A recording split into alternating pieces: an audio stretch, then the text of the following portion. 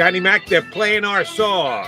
We are your Birds 365 guys here on the JAKIB Media YouTube channel, and it's uncharted waters for us. A game day Tuesday. Hopefully we never have to get used to this. This is a specialized situation, one that the Eagle fans have bemoaned since it became common knowledge that it was going to happen. But now we're actually to game day, so let's get to it. John McMullen, it's a must win for the Philadelphia Eagles. That's a phrase that we probably throw around too much, and I don't know if it's 100% accurate, but it's damn close. It's damn close. It's not 100% accurate, but it's damn close. Eagles got to win this football game, or they're essentially out. They have like a 5% chance of making the playoffs if the stars align. But yeah, they got to win it. They should win it. They have everything lined up for them to win the football game. So you just got to go out there and do it. But as we saw last night, Joey, you know, there is a human nature aspect to this. People just constantly ignore in professional football. We talk about teams playing up to their competition, playing down to their competition. We just got done a weekend where the team with the worst record in the NFL routed a team with the best record in the NFL. And you probably saw the team last night who can beat anybody and lose to anybody, and that's the Minnesota Vikings. And you've seen that through this year where they've beaten Green Bay Packers and Aaron Rodgers, and they've lost to the Detroit Lions. There is a human nature aspect to letting yourself down. No matter how much you talk about it, no matter how much you say it's not there, there is sort of a, we don't have to worry about that this week. That's what you got to guard against. And I don't know if you can guard against it. We talk about how does Nick Sirianni. I don't know if you can. I mean, if you could, everybody would do it. It's tough to do it. You think about your regular life, your daily life, and you just relax and say, this is not going to be as difficult as I thought it was going to be. And maybe you get thrown a curveball in any aspect. That's what happens with NFL players as well. So let me ask you about the human nature aspect of it. Both teams have a human nature aspect coming into tonight's game. The Washington football team probably a little grateful that this game was pushed back. They got a couple of their key elements on the defensive side, defensive line, Matt Ioannidis. They are in a better position to win this game than if it had been played on Sunday. We will find out later on today, and I'll get the exact time of that with you in just a second, as to how their quarterback situation is going to shake out. But Washington is probably in a better spot to potentially win the game than they were had it been scheduled as is. The Eagles, not so much. Yeah, you get back Quez Watkins, which is nice, but you lose Landon Dickerson, which could be huge.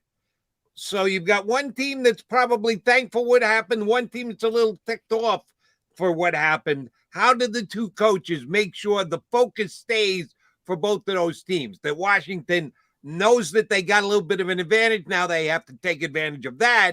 Meanwhile, the Eagles have to put their annoyance level and focus it on the Washington football team.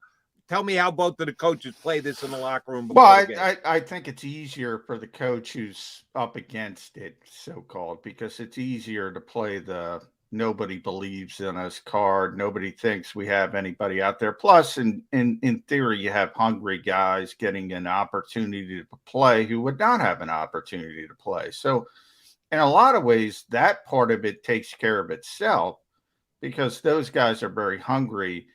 And then when you have issues like that, it tends to turn into, okay, what happens in the game? If early in the game, the better team kind of steps on the other team's throat, then you might see them give up and say, all right, we got no chance here. But coming into the game, they should be fired up, ready to prove themselves, ready to go. So it's a little bit more difficult for Nick Sirianni, who's got, the Eagles aren't happy that Landon Dickerson isn't going to be there. And by the way, he still might. He's in the same testing situation as everybody else now. They're going to test this morning. And if his cycle threshold is at the point it's going to be, then he can come off the list. And the same with Andre Dillard. And the same with Taylor Heineke and the same with Kyle Allen. The difference is, and I tried to lock this down all day yesterday, because people are giving me questions why the NFL set another record of players going on the COVID list. And everybody's rightfully saying, why? They changed the testing. Isn't it easier? Yes and no. The new testing protocols are in effect already. So that means you can come back in a day. The protocols for the testing don't come into effect until December 27th, as I understand it, which is next Monday. So in other words, they're still testing people. Whereas next week. Is it next Monday or after tonight's games? I thought it was December 20. The testing changes are already in effect. They started Monday. They're in effect. So in other words, you don't need 2 tests for 24 hours. The new testing protocols are in effect.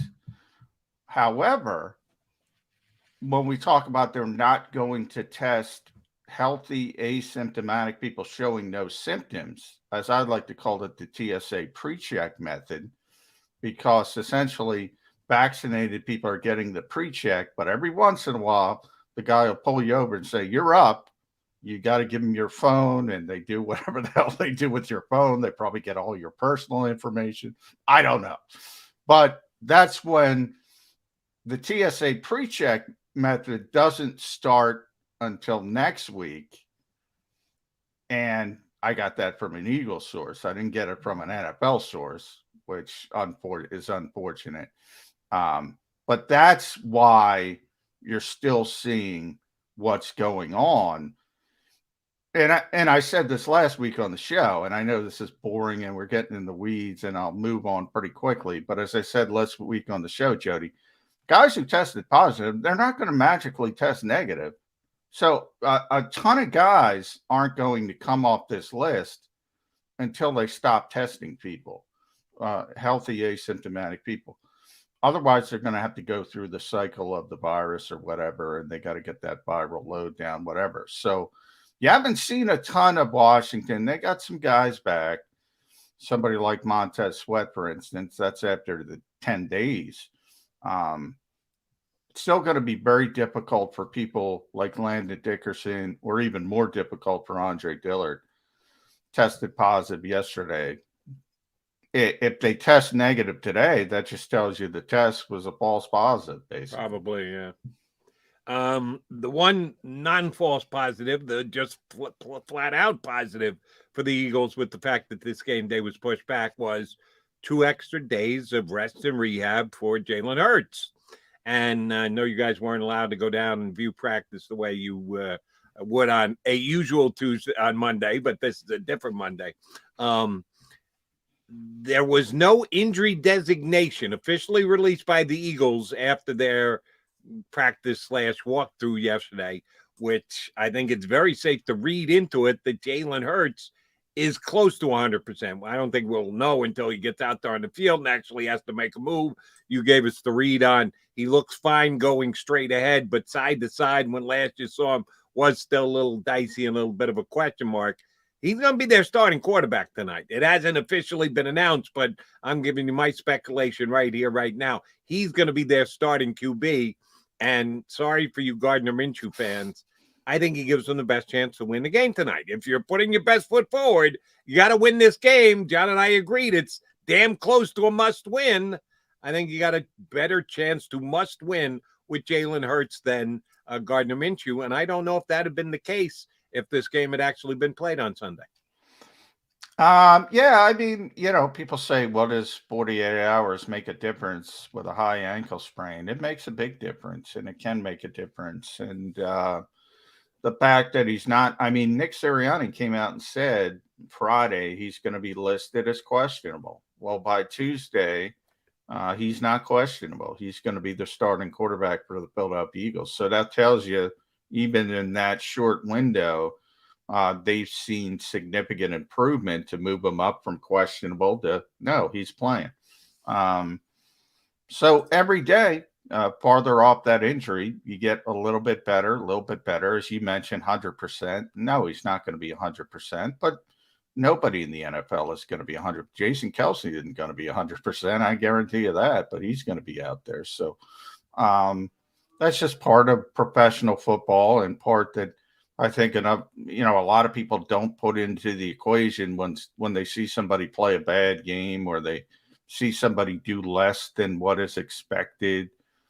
Sometimes guys are out there playing at not an optimal level because they have to play. And that basically defines the entire NFL over the last month of the season. And here we are, last month of the season, and you saw some ugly football last night for a lot of reasons. That's one of the reasons, mainly COVID reasons, but that's one of the reasons as well. And we'll find out in less than 8 hours if ugly football is upon us here in Philadelphia for tonight's game. About 11 hours. Math has never been my strong suit. 7 o'clock. You're the better math one. Yeah, you're the better one. That's not a good sign for Birds 365 if I'm the math whiz out of the two. So you'll head down to the stadium tonight to watch the game.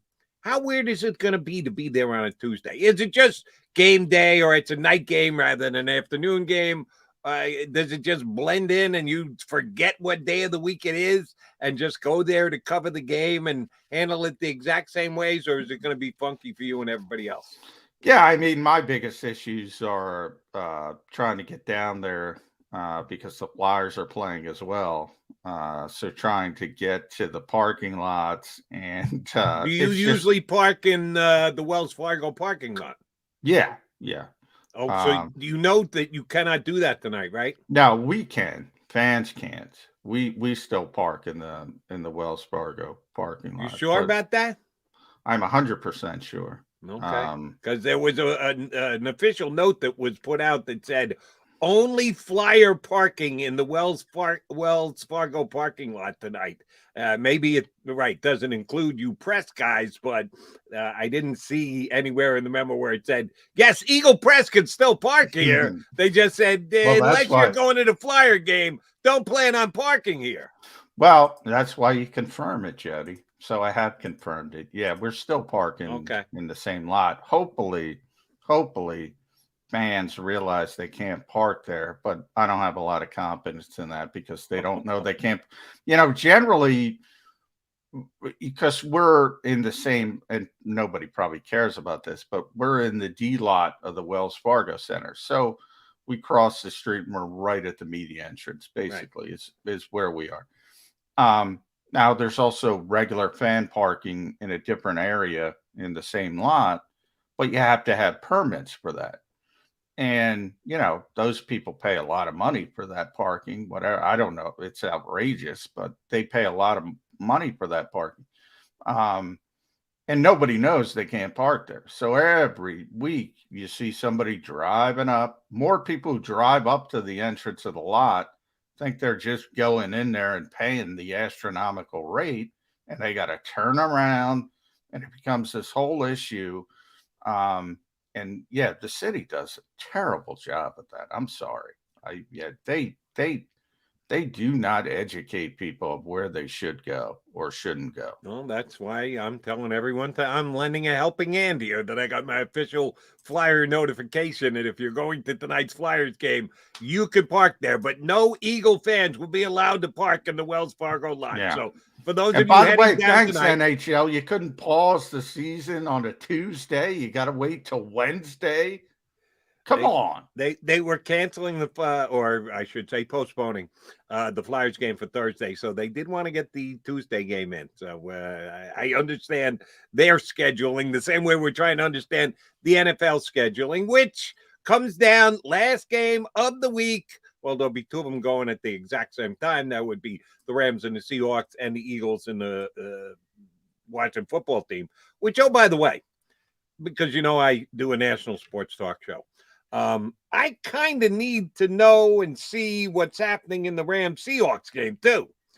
And as far as I can tell, I will have no access to it whatsoever. That both games are on Fox.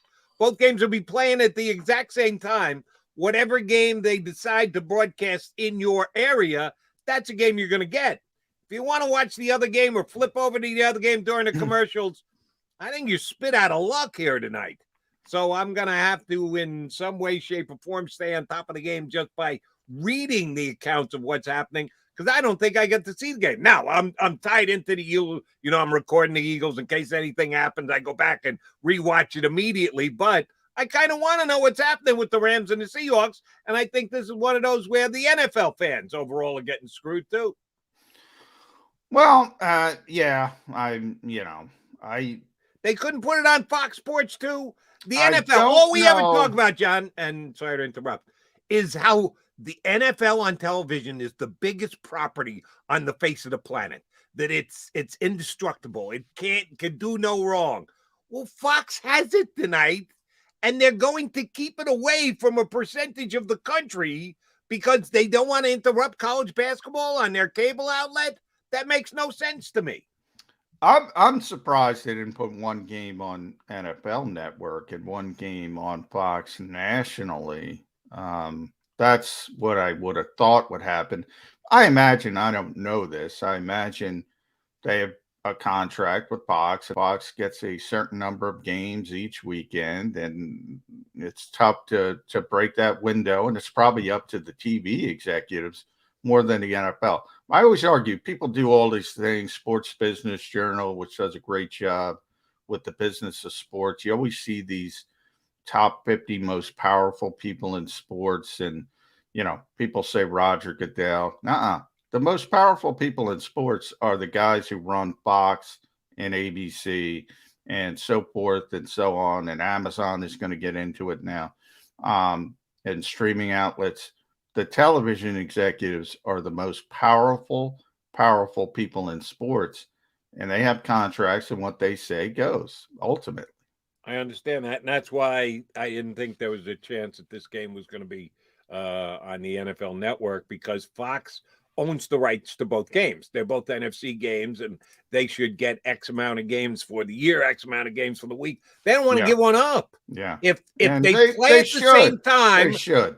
Well, no, they shouldn't, because they paid for it all. So they don't want their audience split. They want everyone watching Fox, whichever game it happens to be. Here in Philadelphia, it'll be the Eagle game. Elsewhere, it'll be the Rams and the Seahawks. And I look for a national map to see, because, in the markets of each of the team, they'll get the hometown team. But then they have to decide what they think will do the best number in all those other markets. And that's where they'll place the game.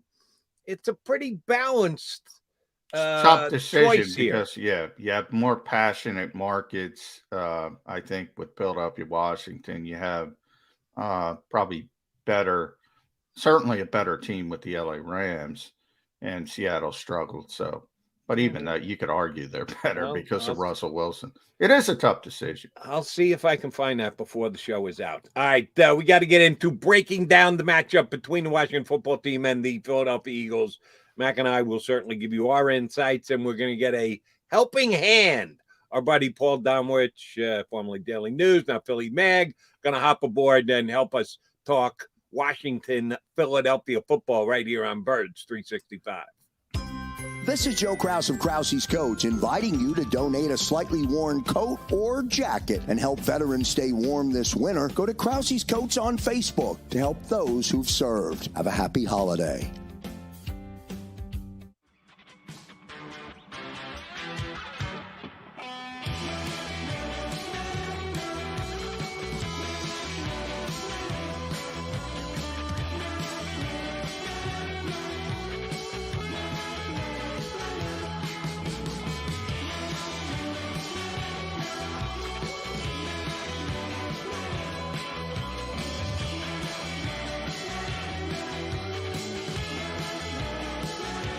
At Stateside Vodka, every new customer gets the world's best rocks glass, free. What's that? A rocks glass? You're telling me that bottle is cut in half? You could say that. Holy shit. And you're telling me I can get one of these glasses for free? That's right. One free rocks glass per customer with each first-time purchase of Stateside Vodka. So good, it just disappears. The city of Philadelphia sparkles during the Christmas holiday season with an array of colorful light displays and illuminated Christmas trees, donated or installed for free by the talented electricians of IBEW Local 98. To learn more about who we are, what we do, and career opportunities at IBEW Local 98, visit us at www.ibew98.org.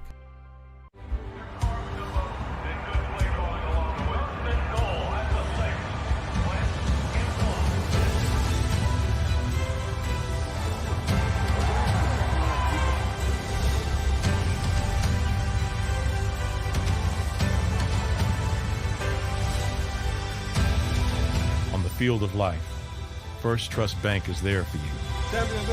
1, 2, 3. Because Philadelphia dreams deserve a Philadelphia bank. As a hard-working American, you've never experienced how tough life can be until now. A catastrophic injury while working on the job. A personal injury from someone else's negligence. Turned away by other law firms in the region who didn't bother to learn your story. It's time to meet the Fritz & Bianculli Law Firm and managing partner Brian Fritz. Badly injured? Call the Fritz & Bianculli Law Firm. Find out why they say, we got this. Go for the midnight dares. Go for the game. Go for the hits. Go for the fans. Go for the win. Go to Ocean Casino Resort. Book your trip at theoceanac.com.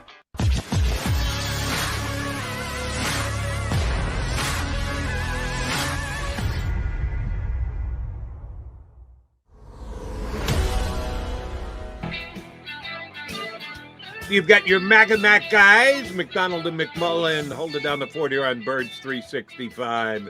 When we need a helping hand, we know where to look. Here today with us, we have a guy who's only been covering the Eagles for decades, doing these days a couple of new to outlets, the 33rd Team and PhillyMag.com. Our buddy Paul Domowitch hops aboard. Dama, you look like you're ready for some football. Oh, yeah, man. Tuesday football gets me going. Yeah, well, Monday, a couple great games to get you ready if you watch those, Dama. What awful football. Hopefully we get better football on Tuesday night. But I got to tell you, if Garrett Gilbert is starting at quarterback for the Washington football team, are we going to get more ugliness tonight? Well, look at the bright side. The Eagles sack total will finally go up to a respectable number. Good, very well. All right, so I'll go there. I said this yesterday with John. I said last night on WIP. The Eagles defensive coordinator has shown a propensity of the lesser the quarterback the other team has, the more aggressive he is. If you got a star quarterback coming in like, Tom Brady or Patrick Mahomes, he shows deference and sits in the zone and tries not to get beat badly long. If he's got a quarterback he thinks isn't quite up to snuff, he will blitz more often, and he will play press coverage on the outside. No matter who the Washington quarterback is, and it could be one of four guys. Who's the other guy from the Blackhawks or whatever? Jordan Teamu, the St. Louis Battlehawks. Excuse me. I said Blackhawks. I'm a hockey head. What can I tell you? So there's actually 5 quarterbacks who could be playing for Washington tonight. Does it matter for any of them? Are we going to see an aggressive Eagles defense? Because none of those guys are going to be getting Pro Bowl consideration this year. Well, I think regardless of who starts for Washington, Ron Rivera's strategy is going to be to take a page out of the Eagles' offensive strategy of late and run the ball a lot, particularly if it's not Heineke. But even if it's Heineke, I mean, Antonio Gibson's going to be a 25-carry guy tonight, which could be a good thing for the Eagles. He's a very talented back, but he fumbles a lot. And so, they'll have some chance for some turnovers. But, what you want to do, though, Jody, is you want to put them in 3rd and long, and then you can tee off on them. I don't think we're going to see Washington pass the ball much on 1st and 2nd down. So, they just need to – 3rd and long is going to be the key for the Eagles tonight on defense. Damo, for the Eagles, people have focused on, and understandably so, they were inconvenienced. I think they were screwed. That kind of talk is a little bit over the top, but nonetheless, it's not optimal for them to move this game back to Tuesday. One positive, though, as Nick Sirianni said, Jalen Hurts was going to be questionable if the game was Sunday, although he said he was trending in the right direction. Well, he was trending in the right direction because he's going to start on Tuesday. No injury designation on the final injury report. And at Philly Mag, Eagles report, you put your by the numbers, which is, got more shelf life this week for Tuesday. That's a positive as well, too. Just how run-centric the Eagles have become since early November. And, they have a league high rushing attempts per game. Their run play percentage in those 6 games has skyrocketed. Their first down runs, everything was run. Jordan Howard's back. Landon Dickerson is out, though. We're probably going to see late Nate Herbig and Sue Opeta. Any of that change the thought process of the Eagles, or is it just run the football? Well, I think the loss of Dickerson, especially with the return of Jonathan Allen on the other side of the ball, is not a good thing. It's not ideal. It hurts the Eagles, both in pass protection and running the ball. But I don't think it's going to change their attitude going into this game, whether it's Opeta or not. They're going to try and run the ball as much as possible. Whether they reach 40 carries again for the 7th straight game, I think will depend on the circumstances of the game. But if they don't lose the lead, if Washington doesn't jump out in front like the Jets did 2 weeks ago when they scored on their first 3 possessions, I think the Eagles would just as soon hand the ball off and play it that way. And even with the sore ankle, I think we'll see Jalen run a few times. Domo, part of our job is to crystal ball it, prognosticate it before things happen. People want our opinion on what will happen in advance. I'm not going to ask you about the score of the game. I'm going to ask you about the feel of the stadium. You've been doing this for decades. John has as well. I hosted the Eagle pregame show for years, which means you're right in the midst of the Eagle fans. You get a vibe before every game. A lot of times it's close to being the same. Sometimes it's different. Sometimes it's underwhelming. Sometimes it's palpable. You can actually feel it. The Eagles are 1-4 at home this year. And they've had some tough opponents to play, but 1-4 is 1-4. But they're very much in the hunt for a playoff spot tonight. Rescheduled game, 7 o'clock start. You never start games at 7 o'clock. Preseason, maybe. What do you think the feel is going to be like inside Lincoln Financial Field for kickoff tonight? Jody, the fan base this year, they want to believe in this team. They want to believe in what's, in the process that's going on as far as rebuilding. But they're not completely sold. And so it doesn't take much, as we've seen in the previous 5 games they've played at the Link, to turn on this team. I think they'll be excited tonight because it's of a playoff atmosphere. If things don't go well early, though, I think we're going to hear a lot of boos. That's just, that's just the way it is right now with this fan base and with this team. Before you jumped on, Damo, Jody and I were talking a little bit about the human nature aspect of this type of situation. And you saw it last night. I mean, Cleveland is crippled from their COVID issues, but they're right in the football game with Nick Mullins. Chicago is crippled. They don't have their starting secondary.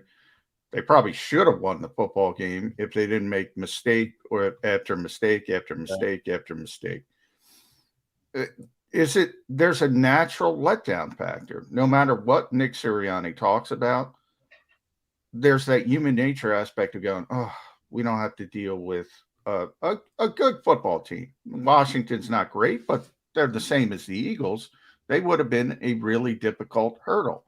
But now, if Garrett Gilbert's out there, and he was on the New England practice squad last week, and he's had a couple walkthrough practices, how big of an impact is that natural sort of sigh of relief and say, all right, we got this. And all of a sudden it's the fourth quarter and you're in a tight game.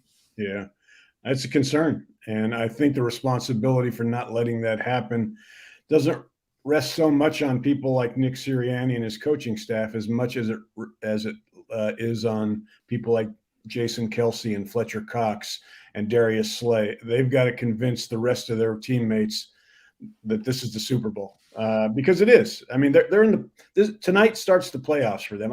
I'm convinced they've got to run the table. One loss and they after New Orleans' win against Tampa Bay, I look at who New Orleans has left, and I think they're going to finish 10-7.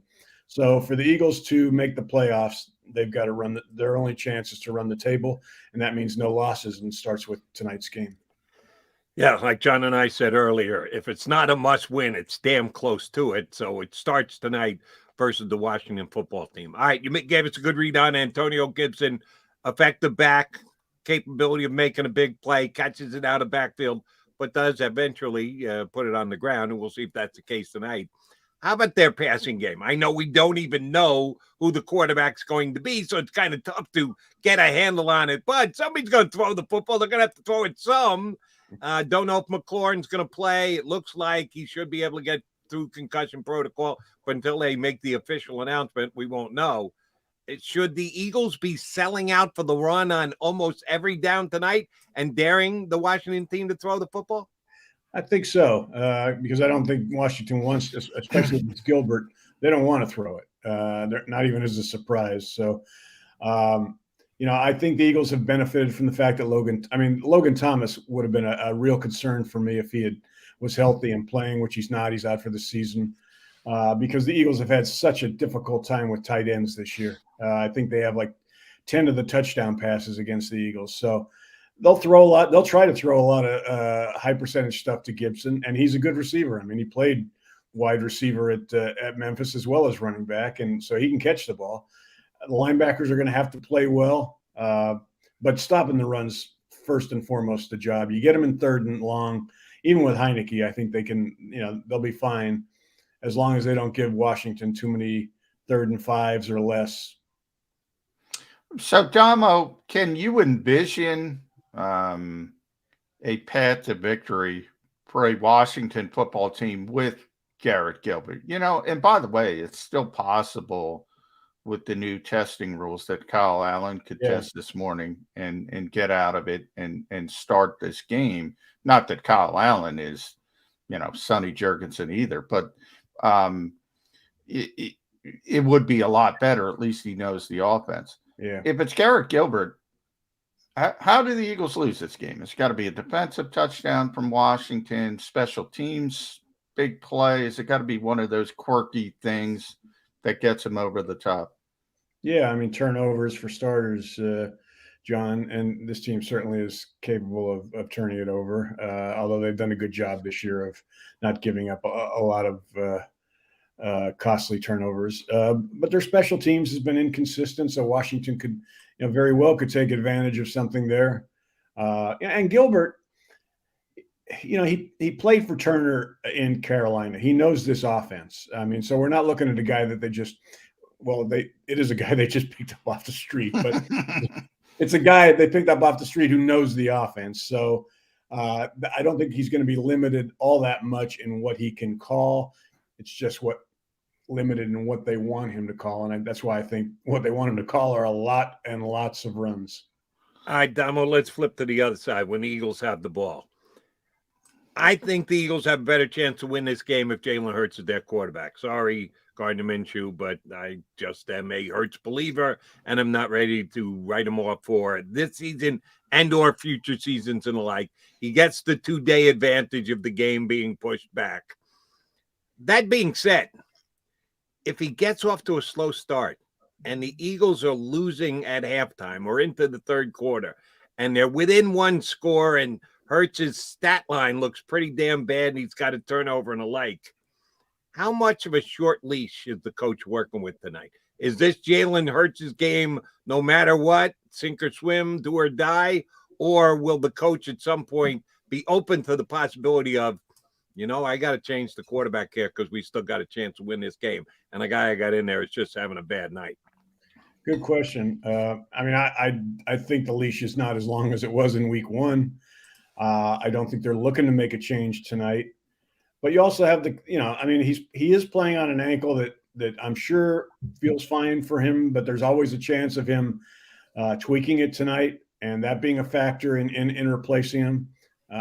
The problem with Jalen is Jalen plays his best ball after he's played his worst ball. So you got to watch how quick a trigger you have with him, because you take him out when he's struggling, and you might not get the best of him as he's shown in a few of the games. So, but I don't think it's impossible that they would make a change tonight at some point if he was really struggling, but I think it would be more because of the ankle than performance.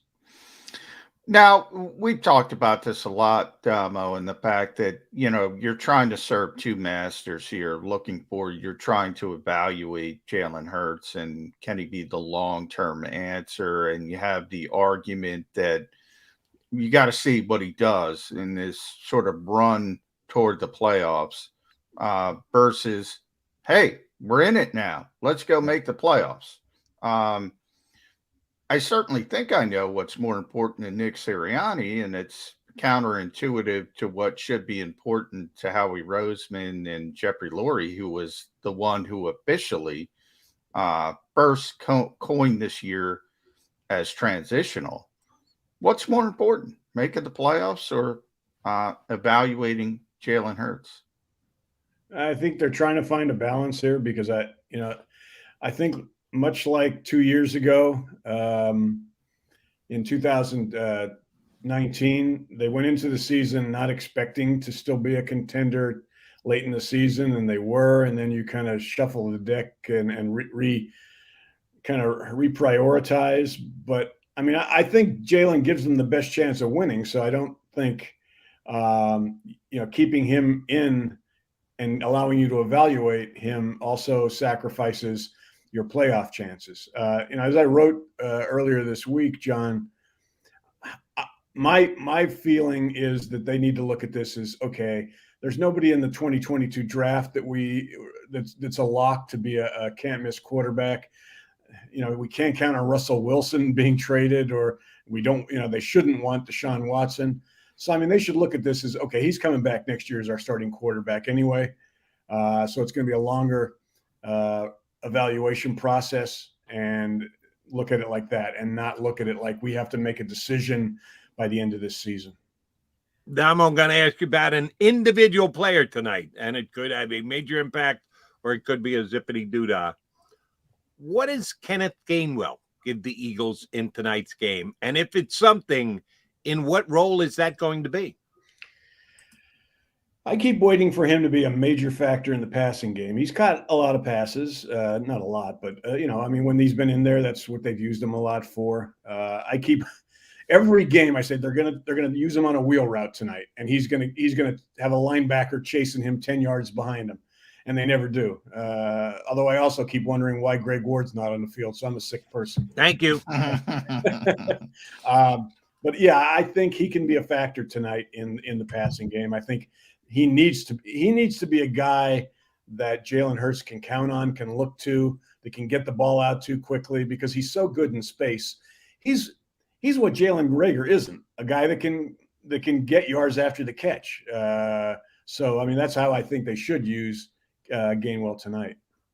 Well, let's talk about the receivers. A little less uncertainty because Quez Watkins got back off the COVID list, so he's going to be able to go. But they've become more of a 12, 13 personnel team, certainly in second halves when they're just running the football. So you get one of those guys out of the mix. I know people are upset because Jalen Reagor played so much in 13. I actually understood that thought process, Damo, because, you're trying to seal the edge. Essentially, you're using him as a crash test dummy. You're not throwing the football. Why are you going to get a 166-pound kid hurt sealing the edge? So I agreed with them. But when they do have to throw the football, and they do have three receivers out there, why is Jalen Reagor still out there on a consistent basis? because he was the first round pick last year. That's it, right? Yeah, I mean they've got to, and I don't totally disagree that. I mean they need to find, I think we talked about this last week. I mean they need to find out one way or another with him whether he can play or not before they discard him or put him on the JJ Arcega-Whiteside pile. One thing I'm going to be interested to see tonight is, you mentioned that they're playing a lot of 12 and 13. They played a lot of 12 and 13 against the Jets.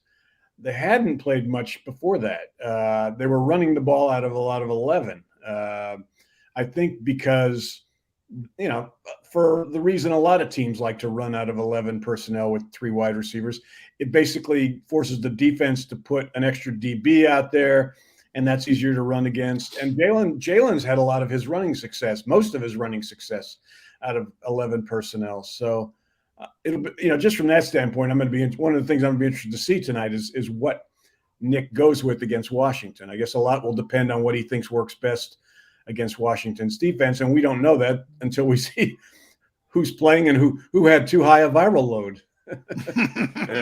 When in doubt, viral load. Damo, how big a loss is Landon Dickerson in this game? We know he tested positive this week. There is the minute possibility he could have a quick turnaround test, and you only need one negative, and then you get back in. So he could actually play tonight, but it's highly unlikely. He's had a real nice getting better every week rookie year, missed all of training camp and was thrown in the deep end of the pool pretty quickly when Eagles had the guard injuries that they did. He's answered the bell.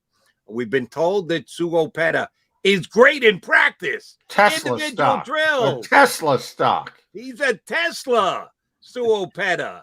How big a disadvantage are the Eagles at tonight without Dickerson in the lineup?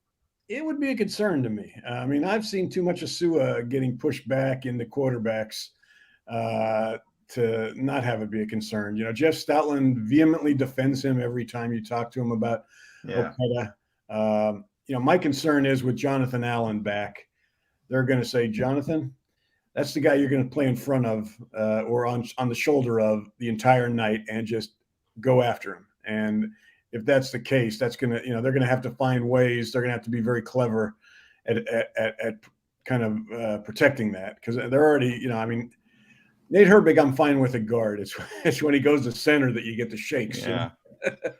But if either of you guys saw Akeem Hicks last night, that's what Washington wants from Jonathan Allen tonight. Because when you get pressure up the middle, the quarterback is just, that's how you beat Tom Brady in the Super Bowl. That's how the Giants beat him twice. Yeah. That's how the Saints beat him on Sunday night. Yeah. And you don't want, especially on an ankle that's not 100%, we don't want to see Jalen Hurts flushed out of the pocket to the right all night, because they'll be waiting for him. Defenses have already kind of had their edge guy rushing high to force Jalen to be, when he does, because that's the only side he can go to. He doesn't. He's not able to throw to his left. He's like 20 yards back by the time he gets to the sideline. So if they can't protect him in the interior tonight, it's a big concern. Yeah, and Jonathan Allen is, it's tough to say this, Damo, because Washington is the spot they're in. They're probably not going to finish this sort of run from their perspective in the playoffs. But he's a sneaky Defensive Player of the Year candidate. He's been that good in the interior of that line. And interestingly, Chase Young isn't there. They're getting Montez Sweat back. They have Deron Payne. Yeah, you mentioned the kid from Temple. I always screw up his name. Ioannidis. Thank you. Yes, Ioannidis. Still a really good defensive line. Yeah. And man, Jeff Stoutland is worth his weight in gold, because I'm not concerned. Now, I'd rather have Brandon Brooks. I'd rather have Isaac Seumalo. I'd rather have Landon Dickerson. I'd rather have Jack Driscoll. But I think they're going to be competitive. That's crazy. Right. I just watched a team with a first-round pick and a second-round pick who can't block anybody. Jeff Stoutland just makes offensive linemen. It's unbelievable, Damo. Stout is a water into wine guy. he's taken some lines, including last year, that you're saying, my God, they're going to get the quarterback killed, and he somehow finds a way to make them play respectable. One thing tonight, we had talked about Kenny Gainwell earlier, Jody. He's probably not going to get on the field a whole lot because of the fact that he's not a particularly good pass pro guy yet, and that's going to be kind of a key tonight. So, I assume we'll see mostly Miles Sanders, Jordan Howard, and Boston Scott to a certain degree, but that's probably going to prevent them from using Kenny a lot. All right, Damo, got to make a call here. Which sweat is best?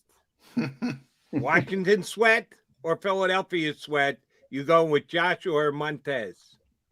You mean as a win-loss situation here? No, performs better, puts up the better stats, has the bigger impact on the game. Which defensive end sweats it out the best? Yeah, Josh Sweat needs to. I don't think Montez Sweat's going to have a difference-making game because of the Eagles' 2 tackles. But they need Josh Sweat. They not only need him as a pass rusher, Jody. He needs to be able to set the edge tonight, or Antonio Gibson's going to have a party. And Josh Sweat has not been particularly good in that area this season. So, he needs to pick it up. All right, Tom, you said, last one for me, you said the Eagles have to win out. New Orleans, that upset kind of freaked a lot of people because I think, they were expecting Tampa Bay to just kind of roll over. And we saw what happened, injuries to Mike Evans and Chris Godwin and Leonard Fournette. And all of a sudden, they're getting shut out. But I think they played Miami, Carolina, Atlanta, I believe is their schedule. It is. Atlanta's the only one on the road.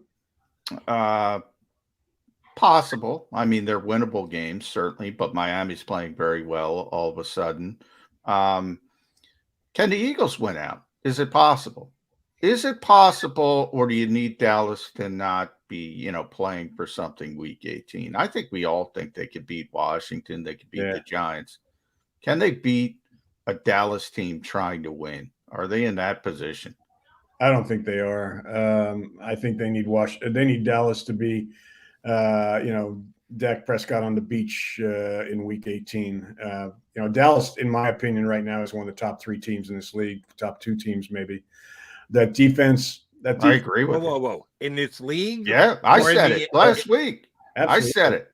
They are talented. That's a grown-up defense. I mean, that's been their weakness always in the past. They got Dak, they got Zeke, they got good wide receivers, but they're, we're going to score a lot of points on their defense. Well, that ain't happening anymore. Now, Randy Gregory might get suspended as we're speaking, but if he's out there and DeMarcus Lawrence and Micah Parsons and Trayvon Diggs, Micah Parsons may be the defensive player of the year. That's how good he's played as a rookie, not rookie of the year. Defensive player of the year. And, so you got to hope. And by that point, who knows? But if they're still in the hunt for a bye in that last week, I think it certainly, if the Eagles had won the 3 games leading up to that, I wouldn't put a whole lot of money on them. Hey, Tomo, you know why I don't think Micah Parsons is going to win Defensive Player of the Year? Because he's going to split votes with Trayvon Diggs. You're right. You are right. What's he got? 10 interceptions now? That's amazing. Yeah. All right. Point of emphasis, then a question for both Damo and Johnny Mac. Point of emphasis is, yes, Josh Sweat is going to have the better game because this whole Montez Sweat thing, people are either saying, oh, they got him back. That's a huge addition. Don't think so.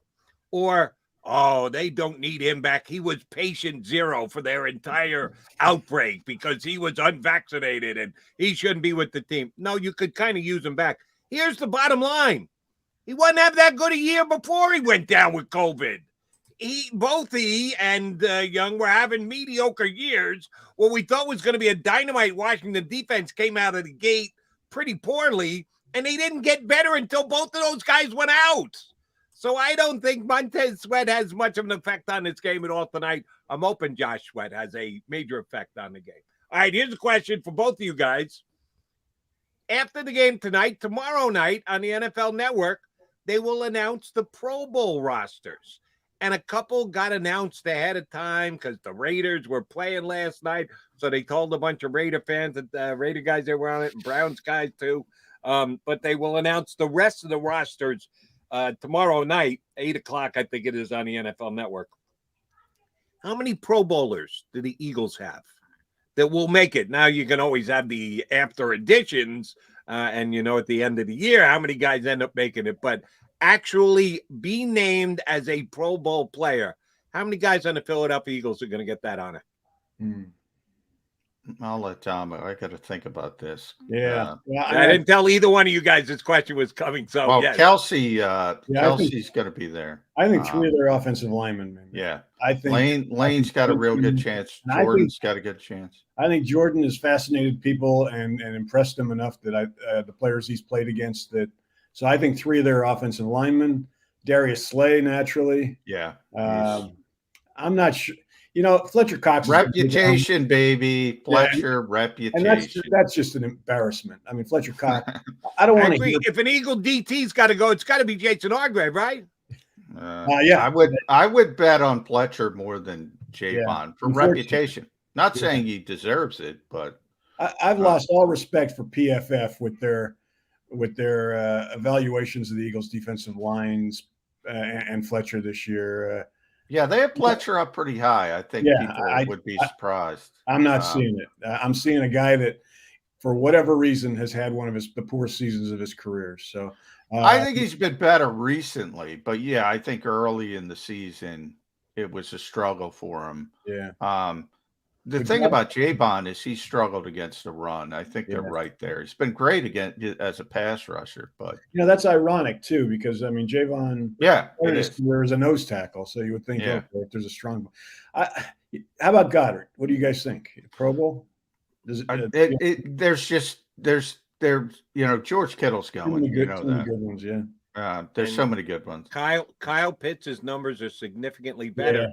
Yeah. As a rookie, it's Dallas is a better player than Kyle Pitts, though. But you're right. It's all about statistics. But no, Kittle should go. I was talking about Mark Andrews, AFC, obviously, but that guy's unbelievable.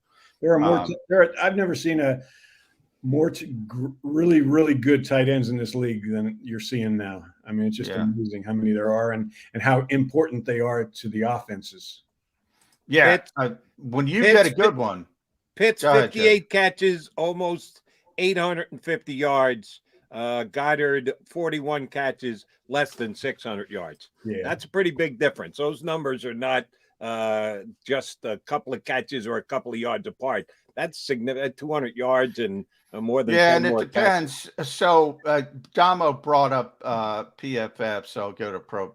So Pro Football Focus has a Kittle 1, and he should be. That guy's unbelievable. Andrews 2, Goddard 3, Kelsey 4.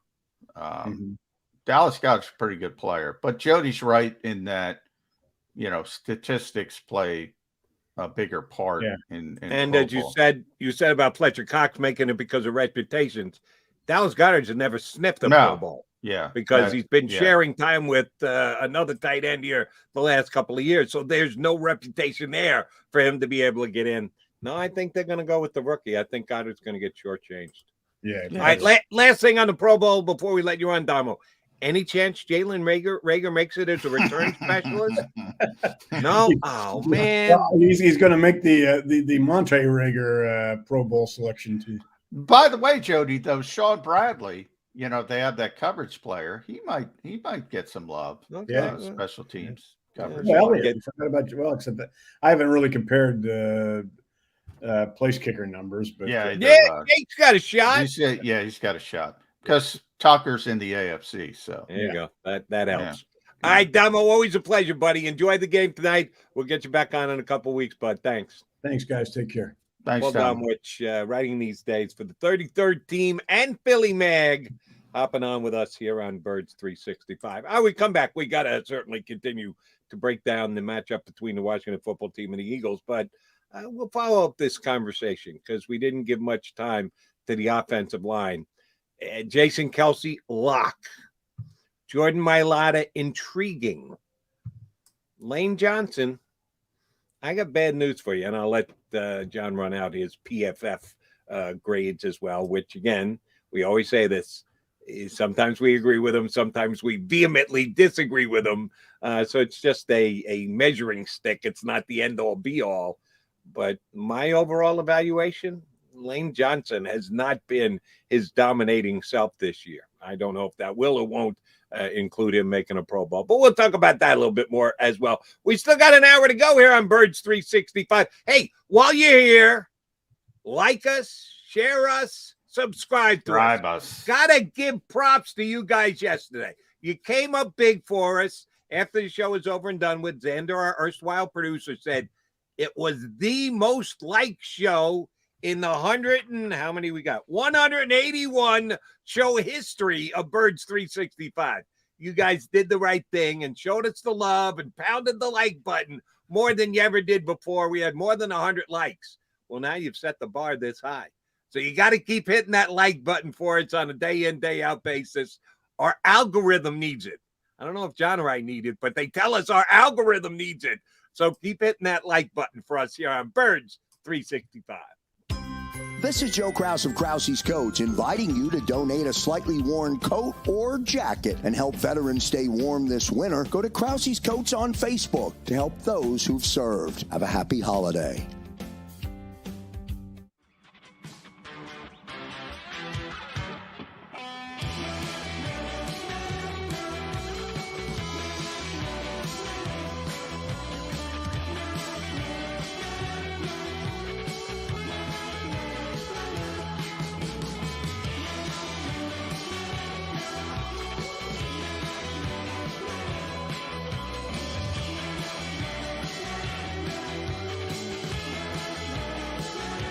At Stateside Vodka, every new customer gets the world's best rocks glass, free. What's that? A rocks glass? You're telling me that bottle is cut in half? You could say that. Holy shit. And you're telling me I can get one of these glasses for free? That's right. One free rocks glass per customer with each first-time purchase of Stateside Vodka. So good, it just disappears. The city of Philadelphia sparkles during the Christmas holiday season with an array of colorful light displays and illuminated Christmas trees, donated or installed for free by the talented electricians of IBEW Local 98. To learn more about who we are, what we do, and career opportunities at IBEW Local 98, visit us at www.ibew98.org.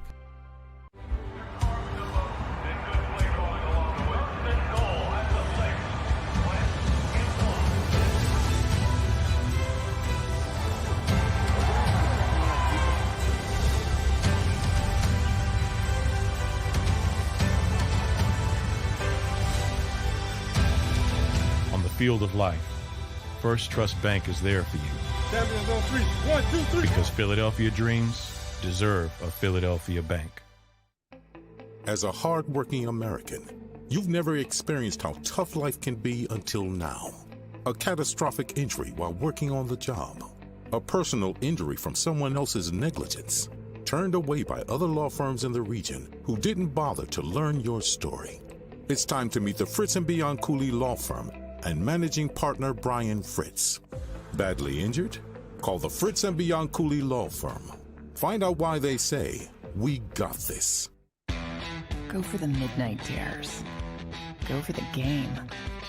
Go for the hits. Go for the fans. Go for the win. Go to Ocean Casino Resort. Book your trip at theoceanac.com.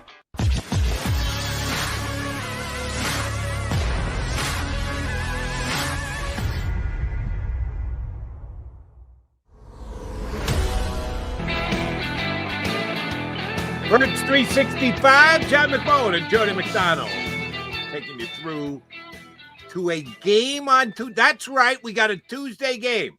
We're not used to doing Birds 365 prepping for an Eagles contest on a Tuesday. That just doesn't happen. We all know why we're going to go to Lincoln Financial Field for a game tonight. because the NFL mandated it. They did what they had to do to try and save their season. John, I loved your column in Philly Voice about the NFL didn't screw the Eagles. The NFL saved the Eagles and all 31 other teams by being flexible enough to change their COVID protocols and the like. And that may very well be the way that it played. But if it plays out as a chip on the shoulder game for the Philadelphia Eagles, if Nick Sirianni and some of the veteran leaders like a Jason Kelsey, like a Fletcher Cox can get that into the head of the Eagle players tonight, I think they can actually use this as a tool to help them win the football game. Oh, I agree. And that part of it. And I mentioned it's certainly not optimal and I've always said this is a micro standpoint. This is a macro thing, micro versus macro. And a micro, if you're only looking at the Philadelphia Eagles, it seems like they get screwed. We had Mike Kay on the show. We disagree on this. I'm like, it's not about 2 days. People can't get by that. It's not about 3 games. It's about finishing the season, and you see what's going on. The NHL's pausing their season. Jody, what does that accomplish? What does that accomplish for the holidays, for the Christmas season? I'm surprised the NBA is now having teams sign extra players to throw out sort of, Jimmy McGinty, Shane Falco for replacement fans, the movie, replacement level players to play NBA games, essentially, if you don't have enough guys. You either go down, I'll have the discussion with people if they want to have the discussion that we should be playing professional sports. If you want to have that discussion, I think it's above board.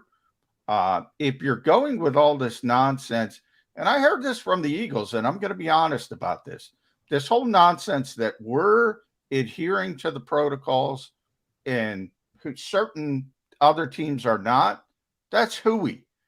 What happened to Landon Dickerson? What happened to Andre Dillard? Did they just raise their hands and all of a sudden say, I'm not strictly adhering to these protocols?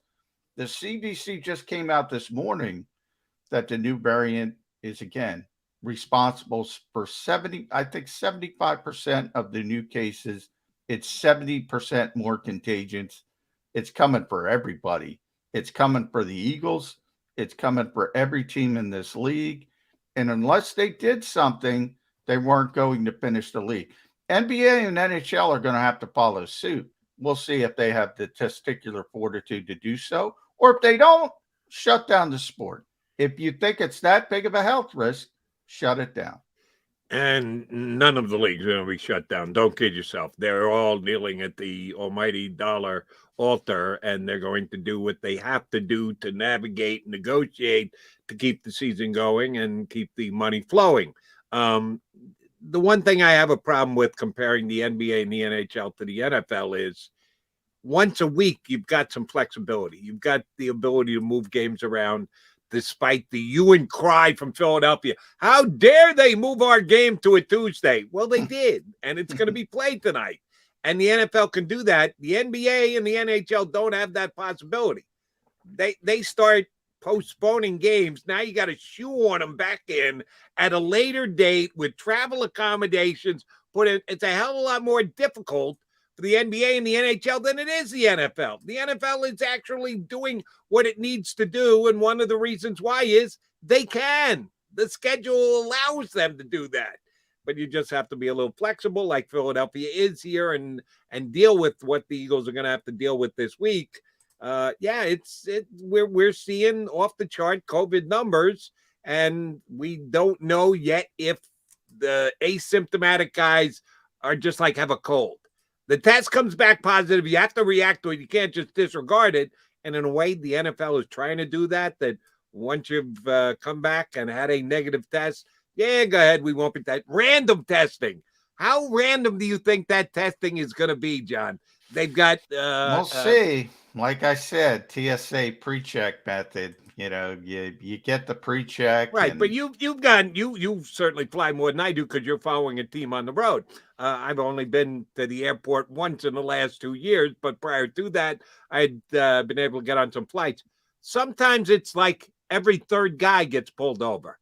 And other lines I've been in 40 deep, and nobody gets pulled over. So there's not even consistency to the randomness of checking by TSA.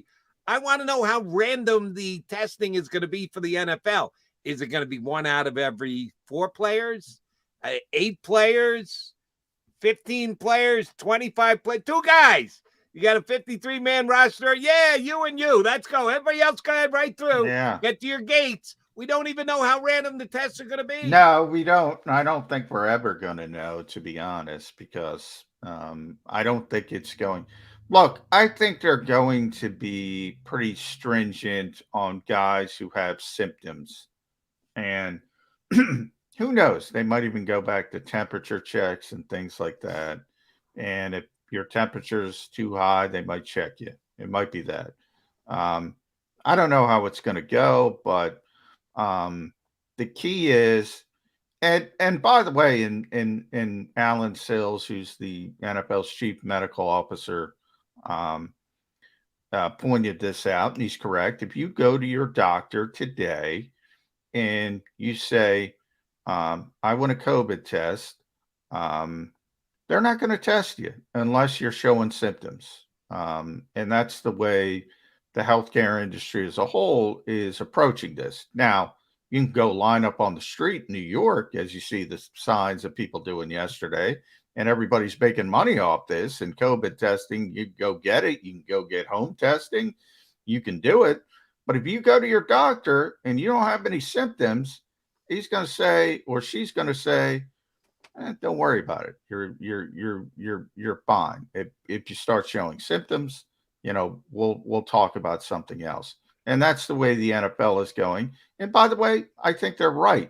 Now, the old adage, Jody, a broken clock is right twice a day. I don't think they're doing it for any altruistic motive to protect people or anything of that. They're doing it because they want to get the season in and they want their money and they got to provide their product to get their money. But a broken clock is still right twice. They got this one right. Maybe not for the best reasons, but they got it right. Johnny Mac, let me give you a reason why I think the Eagles are in better shape to win this game than the Washington football team tonight. Not just the amount of players that are going to be out of the Washington lineup, which is ever shrinking. It was 20 plus on the COVID positive side prior to Sunday before the day that the game was supposed to be played. It's now down into the teens, but they still got a lot of guys that are going to be out. And a key element will be find out today who's going to be actually the quarterback of the Washington football team. We don't know yet. It could be Taylor Heineke. But then again, Taylor Heineke, he's Taylor Heineke, okay? Yeah. So don't get overly worked up. It's not like they're getting Patrick Mahomes back, okay? It's Taylor Heineke, but it's better than either Kyle Shermer, who hasn't played, and or Gail Gilbert-Grape, who may or may not be able to move the football team tonight if he hops in there. Who ate Garrett Gilbert-Grape? Who ate Gilbert? What was the name of that movie, Jerry? Who ate Gilbert-Grape? I don't remember. Was that Johnny Depp who played Gilbert-Grape, I think? Johnny Depp. Many moons ago. Haven't rewatched that one. And that's not one of those you're flipping through the channels. No, and you I'm not stopping. Oh, shoot, I'm locked in for the next hour and a half. I can't turn off Gilbert-Grape. Shawshank Redemption. You're stopping. Exactly. There are a bunch of movies like that. Gilbert-Grape is not one of them. Here's the other positive for the Eagles in comping these two teams and how we got here. The Eagles have at least had a chance to work together as a group, as minimal or limited as that may be, with way too many walkthroughs for my own liking, but they are staying healthy, and that is working to their advantage. Washington hasn't be able to have any kind of practice with their guys, with their team, trying to build up. And I know it's later in the season, so they should have most of their stuff in place, but continuity always helps. They're just throwing guys in there willy-nilly to fill spots at this juncture of the season, even getting guys back who have been out of the flow for 10 days and haven't been working out, haven't been exercising. I'm sorry, that's a disadvantage. That's one of the reasons why I got to like the Eagles tonight is they haven't had to deal with the upheaval that Washington has. Oh yeah, Ron Rivera said it publicly. He said he spent much more time this week on roster construction than coaching. Um, that's the situation that he was in and what he had to do to get through the week. And yeah, preparation's a big part of it. I bring up, look, teams playing down to Las Vegas, playing down to Cleveland, and what Cleveland had available. Minnesota playing down to Chicago, what Chicago had available. I bring that up and as a legitimate issue and a potential problem. But they both won the game, Jody. Also, they both won the game because the other two teams, as poorly as those two teams played, the other two teams were even worse. So it might have been ugly, but they got to the finish line. It might be uglier than people expect because of that human nature aspect, but I expect the Eagles to get to the finish line. There is no way they should lose this football game. No, because of what is transpired leading up to it. And just if we turn back the clock and go back to even the Eagles' bye week, if they had been playing the Washington football team after that giant debacle up the turnpike with Jalen Hurts probably having his worst NFL start ever, I'm going to tell you that I think the Eagles are just a better team and have a better roster than Washington. And it's not that's with everyone available, no COVID issues, the best of the Washington football team Really? roster against the best of the Eagles I'm not team sure I'd go that far. I would. The best of, I think it's close. I can see you leaning either way, but I don't know. I think this team is pretty talented when they have everybody available. And remember, we're talking Chase Young, who you're right. Right, but Chase, I'm talking Chase Young 3 weeks ago, not Chase Young last year. No, I know. If you're looking at entire careers, I'm just drawing the line in the comp 2 weeks ago when both of these teams, and yeah, Washington was a little bit hot at the time. They had won a couple games, back-to-back games, but I still believe that the Eagles were the better football team before we had this influx of that many more COVID positive tests. Well, that's what I was saying. I mean, his whole career is only a second-year player, but I mean, he's really talented. You're right. He was disappointing for what people expected him to be, or certainly at least expectation-wise. But he's still a good player. Damo mentioned Logan Thomas. When he's out there. I don't think it's a great team, but before the season, I would have said Washington is slightly more talented than the Eagles, but I think it was really close. But it doesn't matter. But I think it's Ron Rivera's got that team headed in the right direction from a talent standpoint. Terry McLaurin, we know. He's been an Eagles killer early in his career. Curtis Samuel's been injured for most of the season. He's not going to play again. Cam Sims is up. They got some receivers, certainly better than the Eagles. Offensive line is not what the Eagles would be, but it's gotten better. Brandon Sheriff, who's not going to play, but he's one of the best guards in this league. They lost their starting center, who's not Jason Kelsey, but he's pretty good. In Chase Roulier, and we know they lost Ryan Fitzpatrick and they went to Taylor Heineke and Kyle Allen. They have depth at least. Of course, none of them are going to play, and on and on and on. And then we know the defense. The defense is talented. The problem with the defense is they didn't live up to that talent early in the season, but they're still talented. You would take Chase Young over Josh Sweat and any Eagle defensive end, yes, including our good friend Brandon Graham, who's not playing. Give me the young guy over the old guy every day of the week, even though he was having a loud year. But the point I was making was, in the moment, if you turn it back 2 weeks ago, I think the Eagles were playing better football, had a better football team, certainly were and would have been the favorite in the game the same way they are now. Now, you have to throw out the line for this game. Man, I talked about this last night on WIP. Do you realize the movement in the line on this game? As of last Sunday, after all the football was over, they put out an opening line. The Eagles were a 2.5-point favorite. It quickly clicked up to 3.5 or 4. There was maybe one guy who had tested positive, one announcement. Oh, he's not going to play for the Washington team. Oh, that could swing the point spread. Then came the avalanche of positive tests for Washington, including their quarterbacks. The line went from 4.5 to 9.5, and peaked at 11.5. The Eagles were an 11.5-point favorite at one point because it looked like Washington was going to be so decimated by COVID. It has now come back down to 6.5, and that's probably what it's going to hit at tonight. We'll see if there are any late changes because of players getting reinstated. Yeah, there's a reason they're a 6.5-point favorite.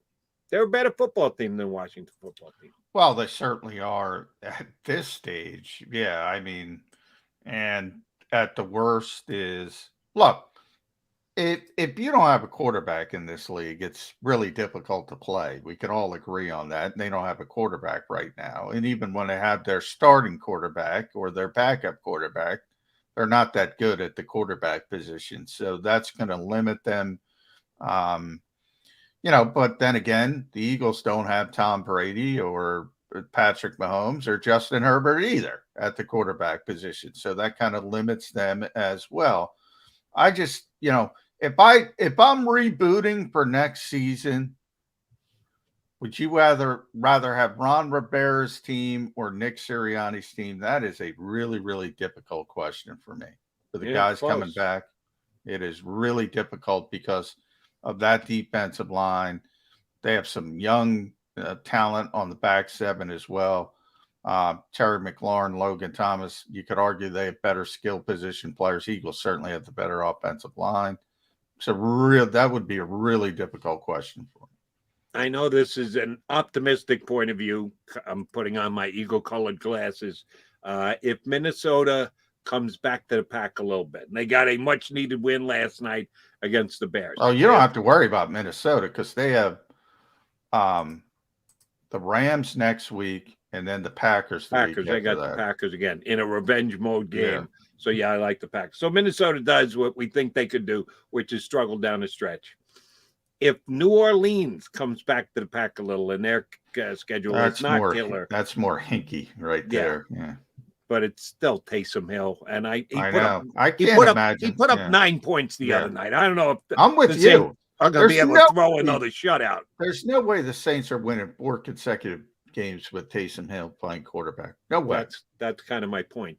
If the Eagles can go 3-1 and Dallas doesn't need the game and they can win that last game, but Washington also goes 3-1 because they split with the Eagles and they win their other 2 divisional games.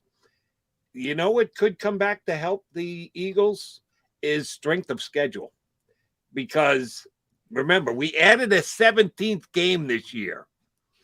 And, oh, by the way, the Eagles got the Jets, which was the Gardner Minshew game, and a victory. Because the Washington team finished first this past year, their game was against Buffalo in Buffalo. And they kind of got their tails kicked up there. So it is one of the most overrated things in the National Football League, strength of schedule. There's really a very little variance on how tough or easy your schedule is. It's only affecting 3 out of the games. And it used to just affect 2 out of 16. Now it affects 3 out of 17. So the effect is actually up more than it used to be. This could be one of those key years where the strength of schedule helps the Philadelphia Eagles out. All right, he's John McMullen. I'm Jody McDonald. I promised we would go a little bit further in our Pro Bowl conversation. We're breaking down the game tonight. That's the most important thing. We get that. But I do want to ask John a couple more Pro Bowl type questions. It's an honor to your players. You want to see your players make the Pro Bowl. We'll see how many are actually going to be named tomorrow night on the NFL Network. We still got 40 minutes of Birds 365 coming your way. Like us, share us, subscribe us here on the JAKIB Media YouTube channel. This is Joe Krause of Krause's Coats, inviting you to donate a slightly worn coat or jacket and help veterans stay warm this winter. Go to Krause's Coats on Facebook to help those who've served. Have a happy holiday.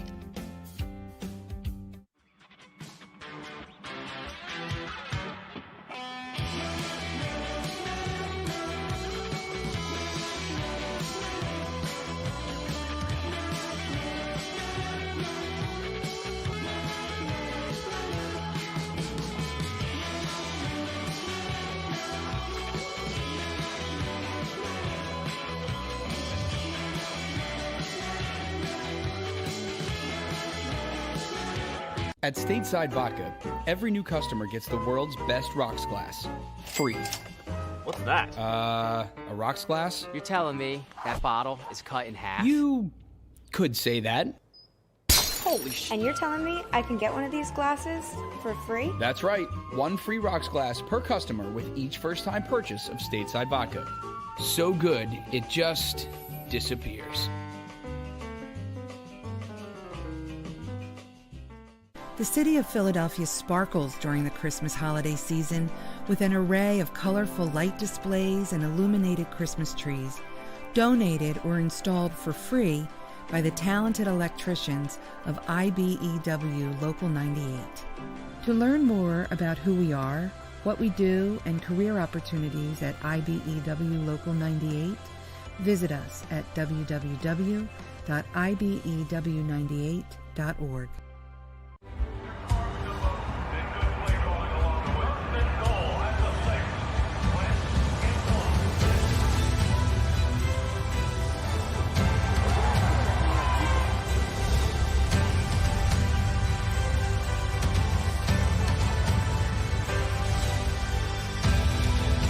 Field of life, First Trust Bank is there for you. 7 on 3. 1, 2, 3. Because Philadelphia dreams deserve a Philadelphia bank. As a hardworking American, you've never experienced how tough life can be until now. A catastrophic injury while working on the job. A personal injury from someone else's negligence. Turned away by other law firms in the region who didn't bother to learn your story. It's time to meet the Fritz & Bianculli Law Firm and managing partner Brian Fritz. Badly injured? Call the Fritz & Bianculli Law Firm. Find out why they say, "We got this." Go for the midnight dares. Go for the game. Go for the hits. Go for the fans. Go for the win. Go to Ocean Casino Resort. Book your trip at theoceanac.com.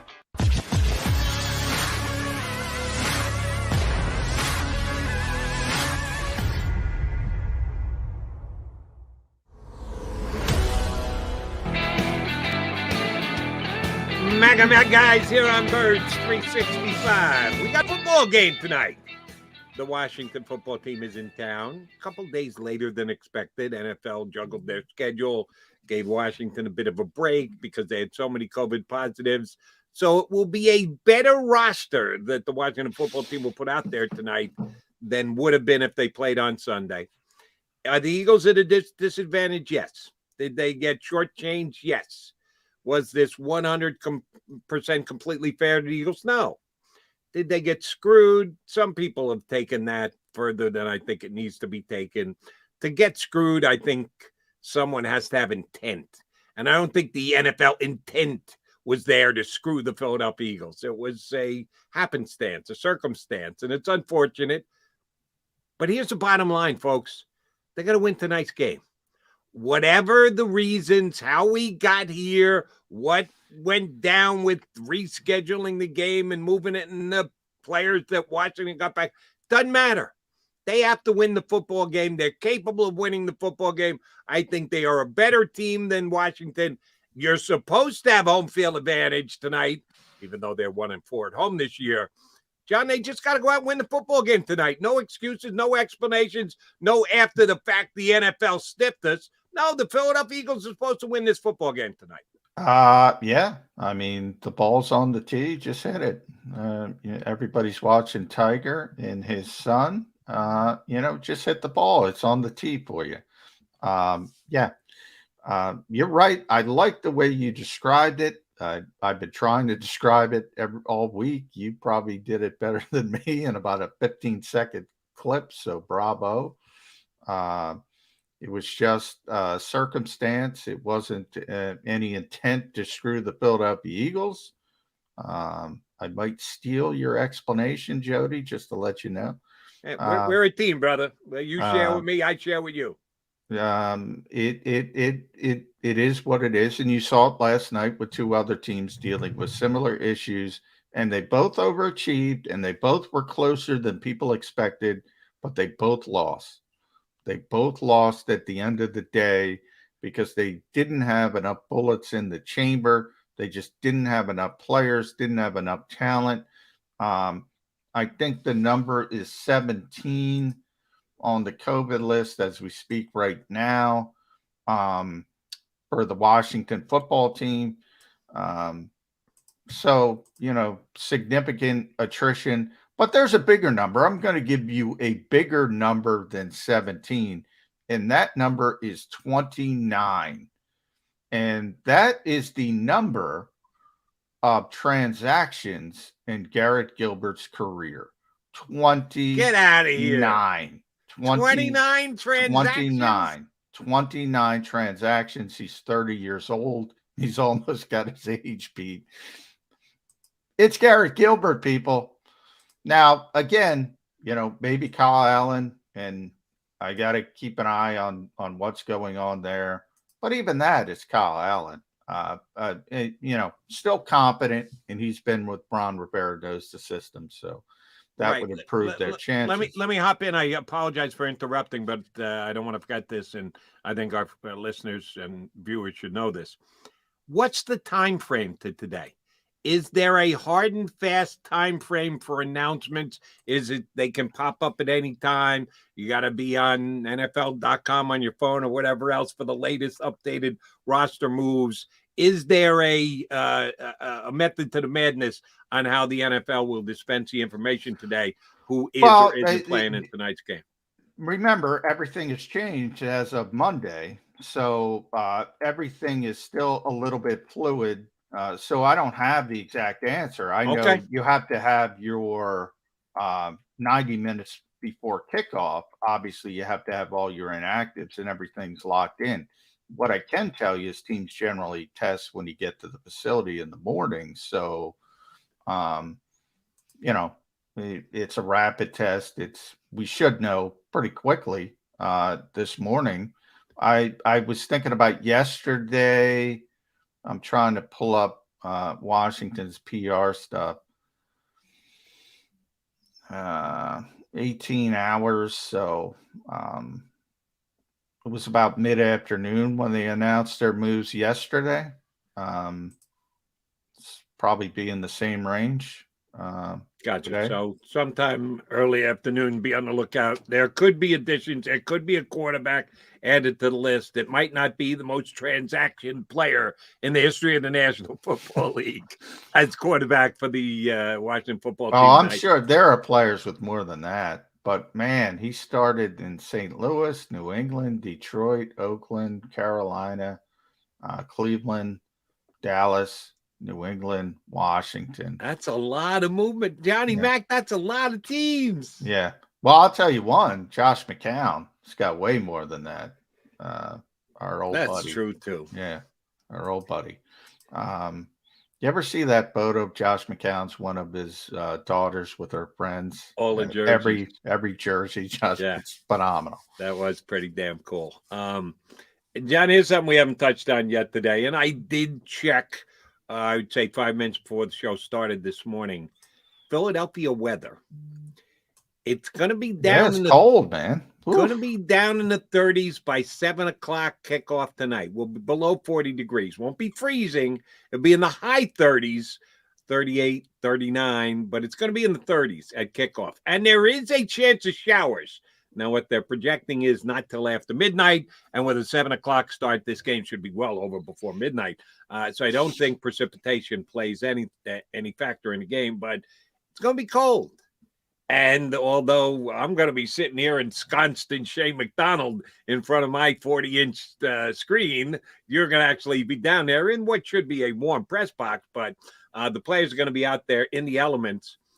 I can't feel too badly for them because it's a late December game. It's not just a December game.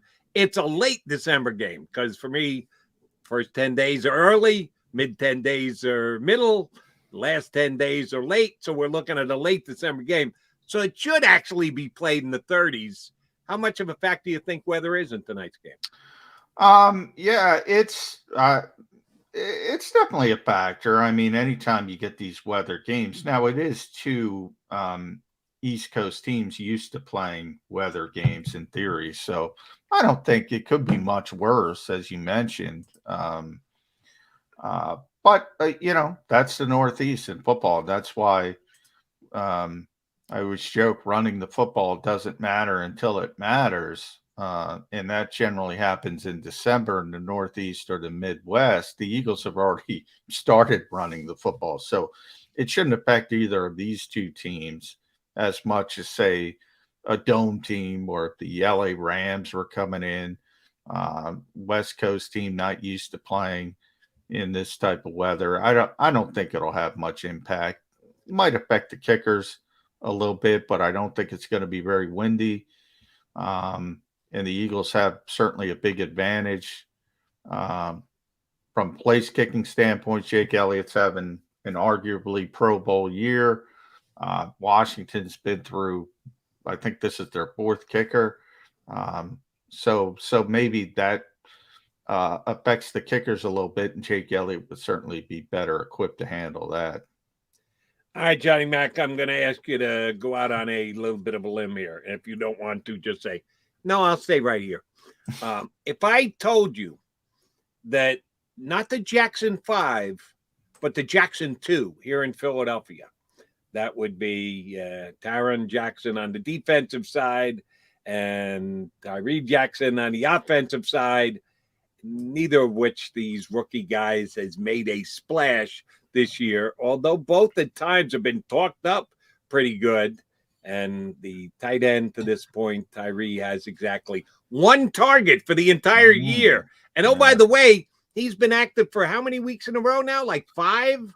Yeah, he hasn't played very much, but if you go back to the Zach Ertz trade and what Howie Roseman said, you thought you were going to see a little bit more Tyree Jackson. Hasn't, but they haven't thrown the ball, Jody. They don't throw the football. They're running the football, and if again, credit or discredit PFF as much as you want, they actually say he's a better blocker than Toth when they put him out there. But I thought after the glowing reports that John McMullen gave me about the unicorn that he looked like in practices this summer, that we would be getting some plays out of Mr. Jackson. It hasn't happened. Which of the but Jody, in my defense, I also said he is a developmental prospect, and it's going to take a while, but he does have tremendous athleticism, and that's exactly what's happening. I mean, it's going to take a while. Logan Thomas is, interestingly, he is sort of the template of what they're hoping to create, because he was a high-level quarterback, I believe, at Virginia Tech, if I'm correct. And he's now a really, really good tight end. But it took him a while to get there. I'm just looking up real quick that Tyree Jackson snaps 87 total he's been on the field for. 87. And they've thrown it to him once, and he didn't make the play. But I just love to see him make a catch tonight. Which one has a better chance of making a big play? Tyron on the defense or Tyree on the offense? Which Jackson brother you buying into? Oh, I'm gonna go Tyron there because he's gonna play more, so he'll have more opportunities. How many snaps is he getting per game? Let me look up Toronto. He's been playing more, a little bit more. Not a ton, but I'll give you the exact numbers as soon as I can find them. He's played 166 snaps overall, but he was barely playing at all early in the season. So week 1, he had 2, for instance. Week 3, he had 5. So if you look at the last month, he's had 9, 20, 19, 19. So the last 3 games, trending up. You're right. Yeah. You got a good call on that. Yeah. So he's playing a little bit more, and he's been okay. He's been okay as a rotational player over the past. So he'll probably be out there a little bit more. So, maybe the ball bounces his way. Okay. We're hoping for a Jackson Brother contribution tonight. All right. We brought this up earlier last hour when Paul Domowitch was on. It was the first time I brought it up. And I want to get John's read on it even more succinctly here. I know that we need to get through tonight's game. The Eagles have to find a way to win the contest against the Washington football team. But there is going to be Pro Bowl announcements tomorrow on the NFL Network. They've already thrown a couple out there. By the way, I'm interested if we don't get that tonight, because that's what they were doing last night, is they were announcing the Pro Bowl players. For the teams that were playing. Yeah. And I'm wondering if they're going to do that tonight. So maybe as soon as I get down there, I'll ask somebody. But yeah, so we might get some early news. All right. So we both agree, you, me, and Damo, as a matter of fact, all 3 of us agree, Jason Kelce damn close to a lock to be a Pro Bowl center. Yeah, I agree. I agree with that. I mean, you have reputation and performance, and when that meets, you got a pretty good shot. Both you and Damo think that reputation and maybe some performance. I'm not 100% sure. I don't know that Lane Johnson's going to make it. Damo said he thinks they're getting 3 across the offensive line. I would actually suggest, even though left tackle is the tougher tackle because most teams try and put their best players there to cover up their quarterback's blind side, I actually think Mailata has a better chance of making the Pro Bowl than Lane Johnson does. If I told you 2 Eagle offensive linemen are going to make the Pro Bowl, which 2 you taking?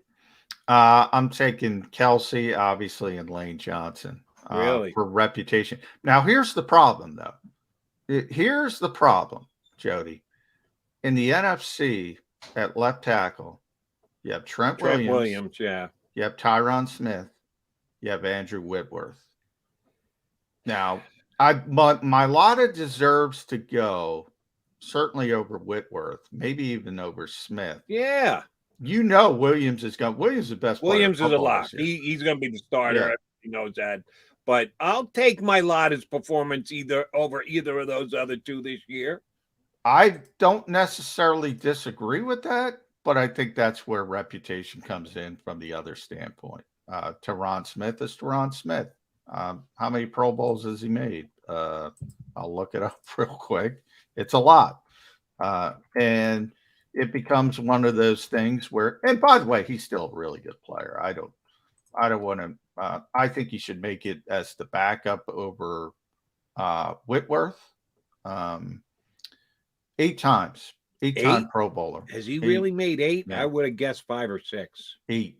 Damn. 2010 all-decade team. He's going.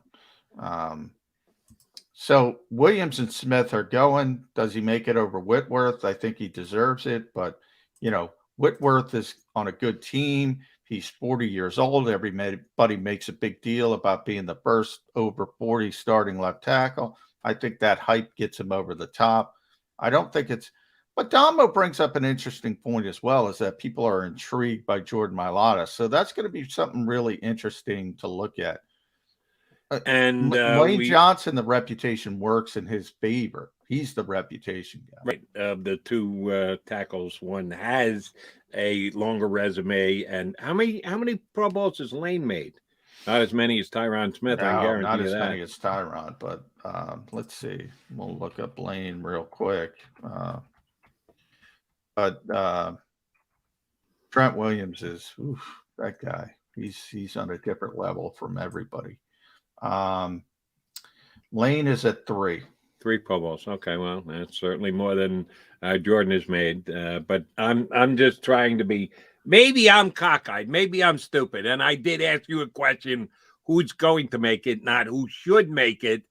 And maybe I'm overly optimistic and got eagle-colored glasses on, but I think the kid has had a phenomenal year at left tackle for the Eagles, and I think he should be rewarded. Did I break down film of either the Rams left tackle or the Cowboys left tackle? No, I haven't.